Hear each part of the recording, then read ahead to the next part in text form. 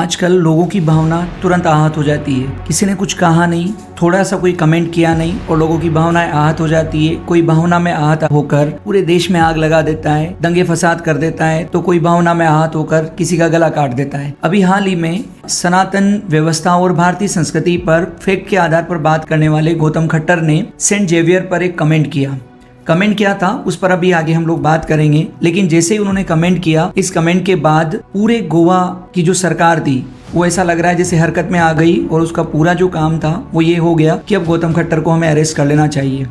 हुआ क्या, गौतम खट्टर ने ये कहा कि 16वीं सदी में गोवा पर जब पुर्तगालियों का अधिकार हुआ तो उस अधिकार के बाद जो धर्म प्रचार का कार्य हुआ, लोगों को धर्म परिवर्तित करने के लिए प्रताड़ित किया गया, उस कार्य में सेंट जेवियर का बहुत बड़ा योगदान था। सेंट जेवियर के बारे में जो कुछ उन्होंने कहा वो इतिहास की सामान्य सी किताब में भी अवेलेबल है। ऐसा नहीं है कि कोई उन्होंने ऐसा फैक्ट वो लेकर आ गए जो लोगों को पता नहीं था और अब एकदम से लोगों को पता चल जाएगा तो उनकी भावना आहत हो जाएगी। वही बात बोली गई जो एक सामान्य इतिहास के स्टूडेंट को पता है। हुआ क्या कि सेंट जेवियर को 16वीं सदी में 1542 में उनको भारत भेजा गया और गोवा पर पुर्तगालियों का अधिकार हो गया था, तो वो गोवा आए और गोवा आने के बाद उन्होंने धर्म परिवर्तन का जो कार्य था उसको तीव्र किया। अगर किसी व्यक्ति को धर्म की अच्छी बातें बताकर धर्म परिवर्तित करवाया जाए तो उसमें कोई समस्या नहीं है, लेकिन सेंट जेवियर कुछ और ही चीजों से प्रभावित था। किताबों में लिखा हुआ है इतिहास की कि जब वो व्यक्ति धर्म परिवर्तन का कार्य करवा रहा था और लोग मना करते थे तो सेंट जेवियर उनके हाथ पैर कटवा देता था। जो लोग कन्वर्ट होने से इनकार करते थे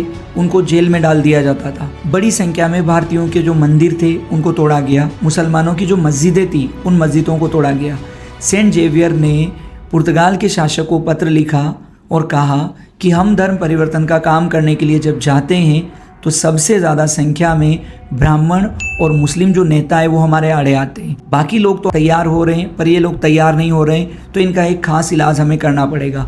और मैं चाहता हूँ कि जितना जल्दी हो सके, सेंट जेवियर कहता है कि मैं चाहता हूँ कि जितना जल्दी हो सके हमें ये सारे कार्य करने चाहिए। यहाँ के मंदिर तोड़ देने चाहिए, यहाँ की इनके जो प्रार्थना स्थल है उनको पूरी तरीके से बर्बाद कर देने चाहिए। जब ये सब हो जाएगा तब धर्म परिवर्तन का हमारा कार्य बहुत आसान हो जाएगा। ये जो इतिहास की किताबों में लिखा गया है यही बातें गौतम खट्टर के द्वारा गोवा में एक कार्यक्रम में बोल दी गई। अब आप खुद बताओ, अगर इतिहास की किताबों में लिखा गया है, उन्हीं बातों को बोला गया, तो इसमें गलत क्या है? जो सच है वही बोला।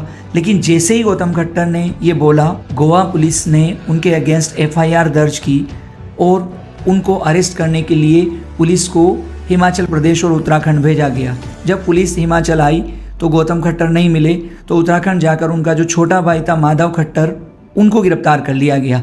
ये भी एक अद्भुत बात है कि बोला गौतम खट्टर ने था लेकिन उनके छोटे भाई को अरेस्ट कर लिया गया और अरेस्ट करके बिना ट्रांजिट रिमांड लिए, जबकि एक स्टेट से दूसरे स्टेट में अगर किसी को ले जाया जा रहा है तो पुलिस को ट्रांजिट रिमांड लेना होता है। बिना ट्रांजिट रिमांड लिए गोवा पुलिस माधव खट्टर को गोवा लेके चली गई। उसके एक दिन बाद फिर गौतम खट्टर को भी गिरफ्तार कर लिया गया और उनको भी गिरफ्तार करके गोवा ले गए और फिर उनसे पूछताछ की गई। सबसे खास बात यह है कि इन सब से मतलब क्या है? इसका मतलब ये हुआ कि आप कुछ भी करें, लेकिन अगर आप सच भी बोल रहे हैं तब भी पुलिस आपके पीछे पड़ सकती है। और पुलिस क्यों पीछे पड़ रही है? पुलिस ने तर्क क्या दिया इस पूरे गिरफ्तारी में? पुलिस ने कहा कि इससे लोगों की भावनाएं आहत हो रही है। हमें ऐसा लगता है कि अगर इस प्रकार की चीज़ें लोगों के सामने जाएगी तो गोवा में जो ईसाई समुदाय के लोग रहते हैं उन्हें बुरा लगेगा, और जब उन्हें बुरा लगेगा तो वो सड़कों पर आ सकते हैं। कितनी अद्भुत बात है ना। मतलब उनको बुरा ना लग जाए इसलिए जो इतिहास में हुआ वो नहीं बोला जाए। ये तो सच है, कोई गौतम खट्टर ने ऐसी बात तो बोली नहीं जो नहीं थी, या उन्होंने कोई प्रोपेगेंडा तो खड़ा नहीं किया। उन्होंने वही बात कही जो एक्चुअल में इतिहास की किताबों में लिखा हुआ है। और अगर इतिहास की किताबों में लिखी हुई बात भी कोई बोल नहीं सके तो फिर हमारे संविधान में जो वाक और अभिव्यक्ति की स्वतंत्रता का अधिकार दिया गया है उसका क्या होगा? अगर उसका कुछ नहीं हो सकता तो फिर संविधान और इन सबका ढकोसला पीटने की आवश्यकता भी क्या है? तो जरूरत इस बात की थी कि गोवा पुलिस उन लोगों को समझाती कि भाई ये तो इतिहास की बात बोली गई है, इसमें कुछ नया नहीं है। लेकिन इसके स्थान पर पुलिस ने उस व्यक्ति को गिरफ्तार कर लिया जो सच बोल रहा था। और अपने देश में स्थिति पॉलिटिक्स में ये हो गई है, चाहे वो बीजेपी हो, कांग्रेस हो, आम आदमी पार्टी हो, समाजवादी पार्टी हो या तृणमूल कांग्रेस हो, ये कोई भी कार्य करते हैं तो इससे पहले ये जरूर देखते हैं कि इनका वोट बैंक कितना प्रभावित होता है। वोट बैंक का पूरा इनके द्वारा ध्यान रखा जाता है। गोवा सिटी में ईसाइयों का एक ठीक ठाक वोट बैंक है, तो इन्होंने बस उसको आधार बना लिया कि भाई लोगों को बुरा नहीं लग जाए। भाई तुम्हें बुरा नहीं लग जाए इसलिए सच तो छुपाया नहीं जा सकता ना, सच तो सच होता है। तो इसका विरोध करना चाहिए था लोगों को, उसके स्थान पर इसमें पॉलिटिक्स हो गई और उस व्यक्ति को जो फैक्ट के बेसिस पर बात करता है, भारतीय संस्कृति की बात करता है और फैक्ट के बेसिस पर, एक तो कोई प्रोपेगेंडा खड़ा करता हो उसका समर्थन हम भी नहीं कर रहे, लेकिन फैक्ट के बेसिस पर बात करता है, ऐसे व्यक्ति को गिरफ्तार कर लिया जाता है और पूरा सिस्टम इसमें खड़ा रहता है। गोवा में भी बीजेपी की सरकार है, केंद्र में भी बीजेपी की सरकार है और उत्तराखंड से जहाँ से ये गिरफ्तारी का कार्य हुआ वहाँ भी बीजेपी की सरकार है।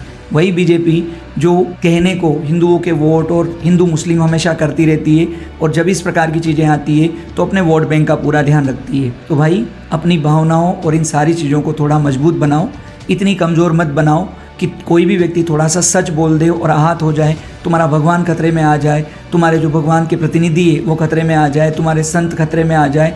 ऐसा होता नहीं है। मजबूत भावना होगी तो कुछ खतरे में नहीं आएगा और लोगों को बोलने के अधिकार दोगे तो लोग वही बोलेंगे जो है। अगर ऐसे अधिकार नहीं दोगे तो फिर आगे चलकर लोग प्रोपेगेंडा भी खड़ा करेंगे और फिर आपसे कुछ हो नहीं पाएगा।